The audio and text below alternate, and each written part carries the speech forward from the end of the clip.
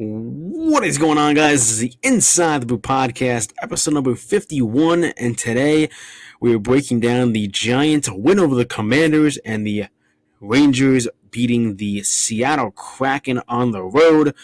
Let's get into it as we talk about the New York Giants. First, huge win for the Giants. I mean, it's been weeks since this football team has gotten a win. Their last win was against the Cardinals, and this was a really good game. For this Giants team. Of course, they only put up 14 points, but that's better than what they've done, these previous few weeks. And, they were offensive touchdowns. I think that's the biggest thing, to focus on is that these weren't defensive touchdowns like it was, like against Miami, right? The Pinnock pick six. Or just field goals. I mean, this was two offensive touchdowns. Saquon Barkley getting the receiving touchdown, and also Darren Waller getting his first touchdown of the year. They play the Jets next week, of course. That's going to be a tough battle. Really good defensive team. Washington, not that good in the secondary. Not a great defensive team except for their pass rush. They had a few sacks. Chase Young getting to the quarterback. A few other guys get into the QB. But, I think this Giants offense, especially in the first half, were really good. I thought Tyrod was super good. And you only got, a few of those touchdowns, right? Darren Waller recorded 98 yards receiving, against the Commanders, and that's just really good from him. We traded him to have big games like this. I mean, when you have an elite tight end like a Travis Kelce, like a Mark Andrews, like a TJ Hawkinson, or like a Darren Waller, it really opens up the offense. And, you were feeding him all day. And, the Commanders had no answer for Darren Waller. They made no adjustments, really. And the Giants took advantage of that. And, Tyrod was really slinging the football. I mean, we look at the stats, 279 passing yards, 2 touchdowns, and 116.9 QB rating. Those are some elite numbers from a backup. We haven't seen Daniel Jones do that. And, when Daniel Jones gets back, we really need him to start doing that, because if our backup can do it, so can the guy that's getting paid $40 million, right? And, Tyron, a few of his 20-plus yard throws, 5 for 11, 161 yards, and, no touchdowns or interceptions. But, he's slinging it downfield, and that's what the Giants need. With Daniel Jones, when he was, in before his injury, the checkdowns and not many first downs. And with Tyrod Taylor, the ball is moving downfield. They're getting into field goal range. They're putting up points now. And, they won a football game today. And, we need Daniel Jones when he comes back to do the same, right? Really open up the offense. And Tyrod Taylor was even doing some QB runs. I mean, that is really Daniel Jones' best attribute to his game is his speed and his legs. He can really run past some of these solid pass rushers and pick up yards. And the Giants ran the QB run multiple times and it worked. I think Tyrod Taylor had like a 22-yard gain just off a QB run, because nobody expects Tyrod Taylor to run a QB run, and they did it, and it worked, and that's just really good. Jalen Hyatt, they drafted him to be a deep threat, and this game, he had some amazing catches, right? He had that 42-yard gain where Ron Rivera decided to throw in the challenge flag and lose the timeout because he thought it was out of bounds, even though it was a clear catch. So thanks, Ron, for, giving us that and you losing a timeout. And, Jalen Hyatt doesn't get a lot of catches. He's not going to get really, 5, 6 catches. He only gets 2 in this one on 5 attempts, and he gets 75 yards. So, the big question is if he gets more catches, I think he could easily have, over 100+ yards receiving in these games if they really use him correctly, and I think they have. I mean, he's a deep threat. They're going to use him downfield. And he broke up a pick, too, where, Tyrod looked downfield and he broke it up. So, I mean, props to him. It would have put the Commanders at, like, the 5 or wherever it was. It was back in the end zone. And, Saquon, who has notoriously been good against the Commanders, had a really good game. He rushed for 77 yards, had a receiving touchdown.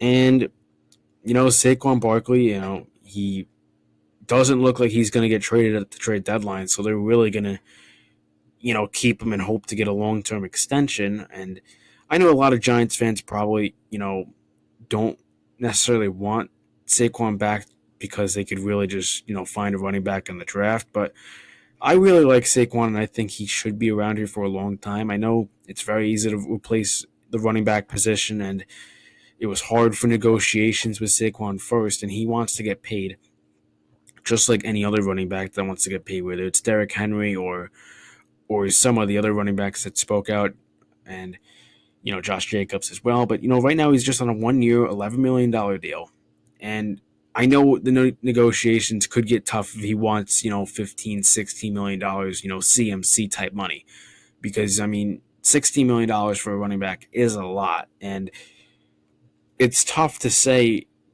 for me if I really would want to give Saquon that type of contract with his injury history, because he has been injured a lot.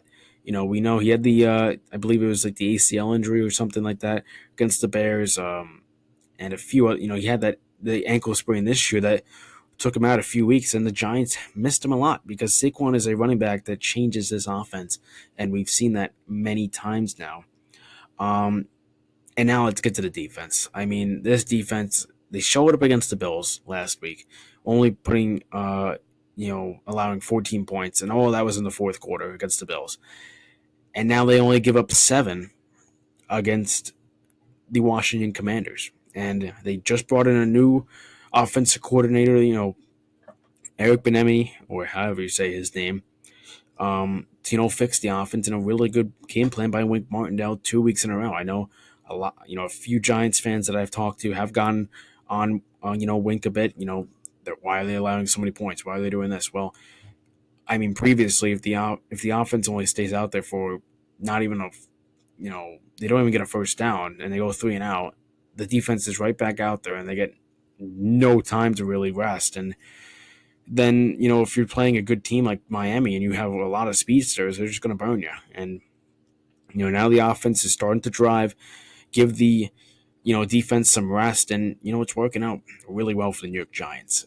And defensively, Bobby Okereke looked explosive again, getting in the backfield and creating havoc. And that's what they signed Bobby Okereke to do. I know the first few weeks he wasn't really doing what we wanted to, but now he's starting to rack up a ton of tackles and a ton of tackles for loss. And him and Michael McFadden are a great duo. I mean, McFadden is getting better every week, and so is Bobby Okereke. Okereke led the team in tackles with 7. Dexter Lawrence was a truck today. I mean, it was impossible for this for this Commander's offensive line to stop him, and that's with any offensive line really. I mean, Dexter Lawrence is one of the best defensive tackles in this league, and he's shown it. He creates havoc, and he's a problem if you cannot block him. And Commanders couldn't really block him, and that's where their running game was not great. That's why Brian Robinson didn't have a great game. Except yeah, I think he got in the end zone though. But regardless, Dexter Lawrence still had a really good game. Leonard Williams had a blocked field goal, so really good on him. And that was kind of confusing in my opinion. I thought the Commanders were going to go for it there. They decided not to go for it, and the Giants make them pay the price. I mean, really good job there by the Giants.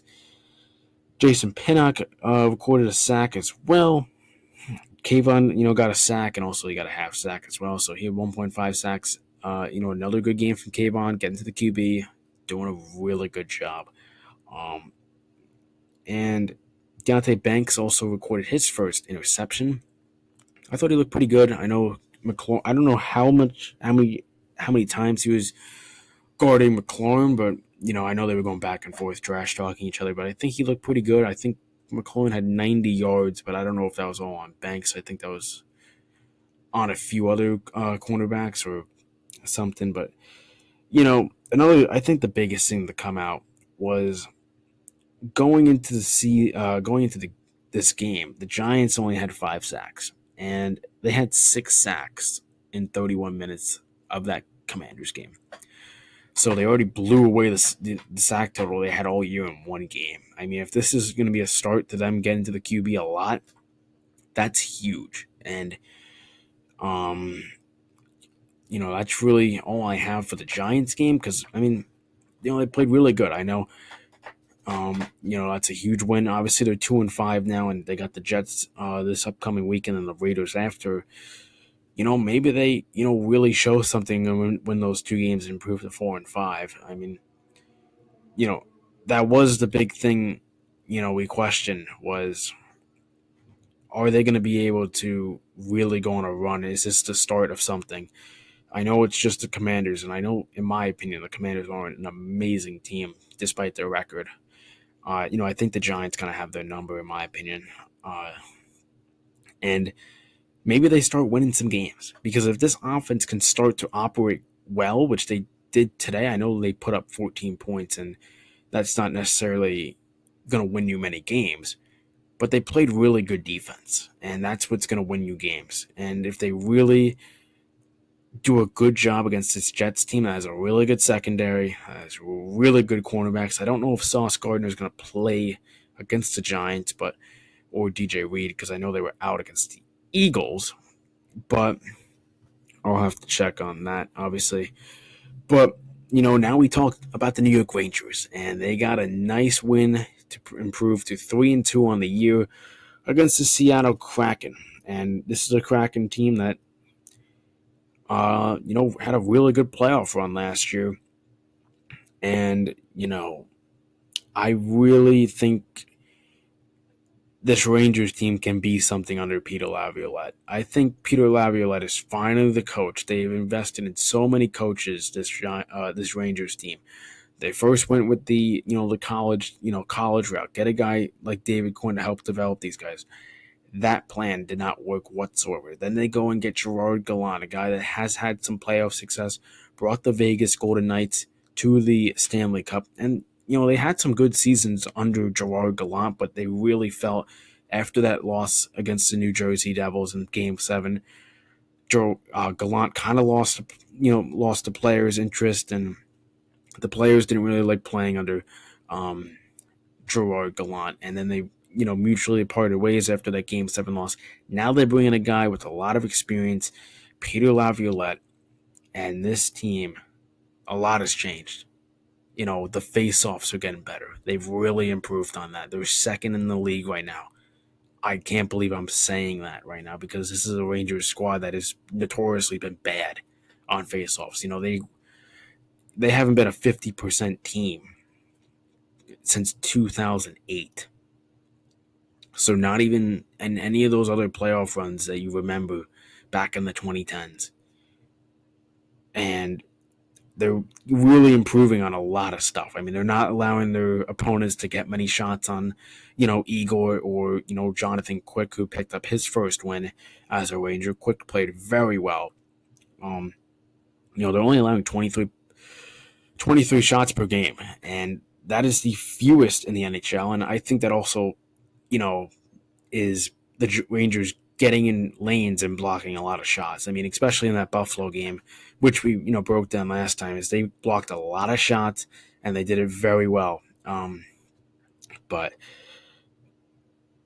the Rangers are also sixth in goals allowed per game. They're at around 2.4.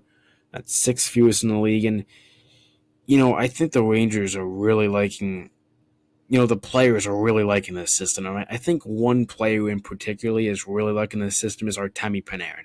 I mean, last night, Peter Laviolette was rolling Panarin. He was having Panarin, double shifting. And, Panarin loves to get out there. Panarin loves to play, and he can really make an impact. He's one of the best players in the league, and he's one of the best wingers in the league as well.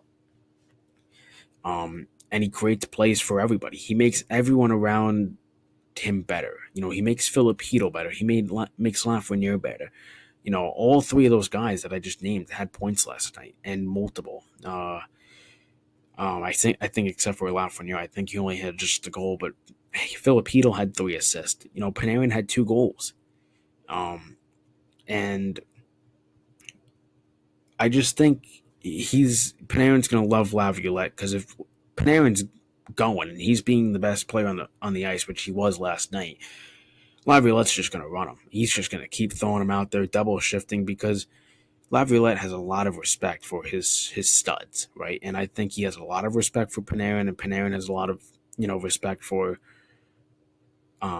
Laviolette. And I just think things are going to work out. I know it's only 5 games into the year, and they still have a lot of hockey to be played, but right now, I mean, they're 3-2, so I mean, it's nothing crazy. They're not like they're undefeated or anything like that, but they played pretty well, except for a few games. Those 2 losses were pretty bad.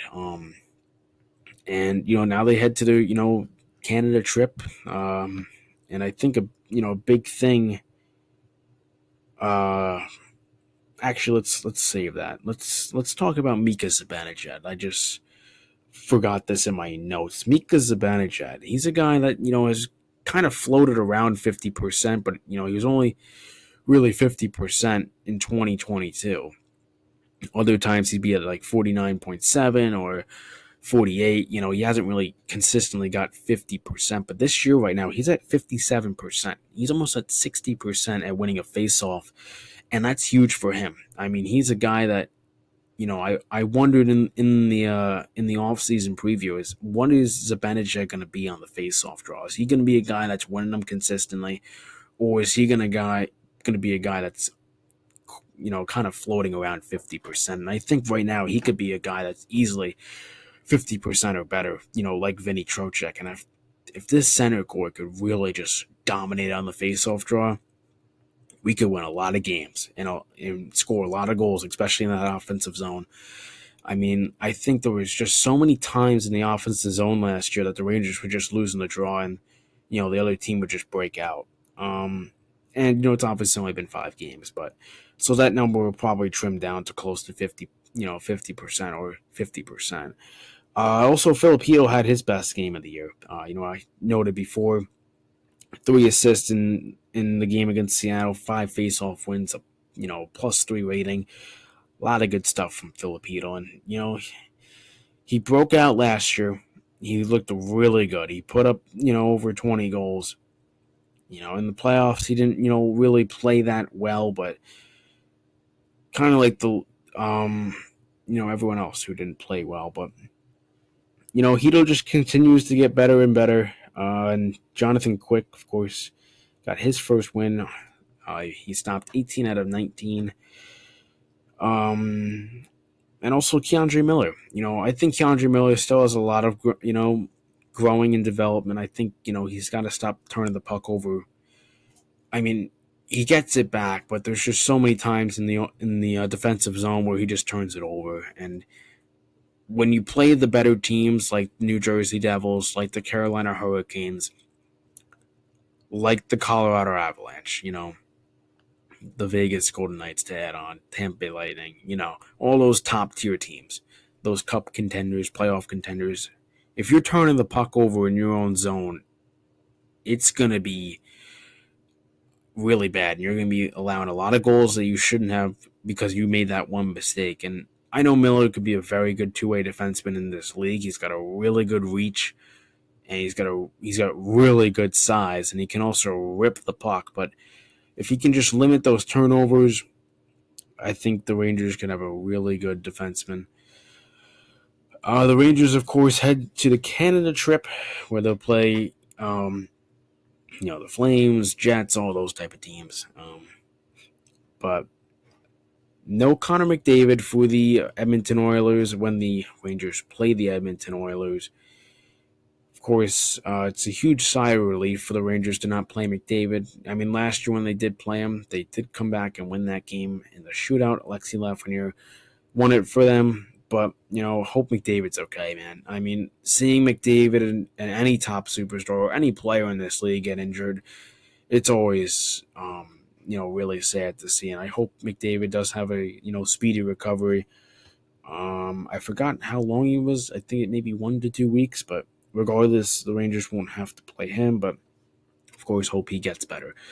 And, just for the Rangers heading in, to this upcoming game, these upcoming games, just play consistent. I know the Rangers have had some really good games, like this game against the Kraken and the game against Buffalo. Like those two games specifically, um, you know, they've looked really solid.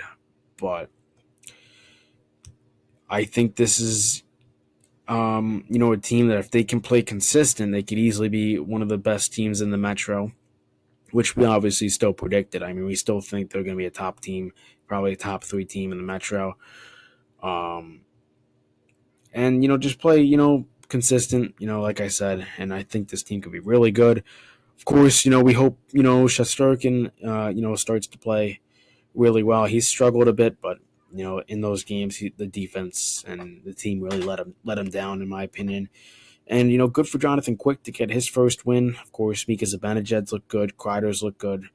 Vinny Trocheck with that fight against Jared McCann, I think it was. That was really cool. I mean, I thought Vinny Trocheck got the better of him in that. I think Will Cooley's. I think a lot of players have really looked good. I'm waiting to see Blake Wheeler to really step up. I think he's played well. I think that line has played well. I just want to see Blake Wheeler just snipe a goal away one time. That's all I really ask for. Just snipe a goal and use your body. The kids have looked good. I thought Lafreniere, had a really good game. Capocaco, Heedle. I thought everyone looked good. I can name everyone on the team, but regardless, it's been the Inside the Blue podcast, episode number 51. We are on the road to 70 subscribers. Of course, everyone hit that subscribe button. Ask your friend, ask anyone to subscribe. Much appreciated. I'm not forcing you to, but much appreciated. Of course, this has been the Inside the Blue podcast, breaking down the Rangers and Giants wins. Let's go Giants and let's go Rangers, baby. See you guys in episode 52. See ya.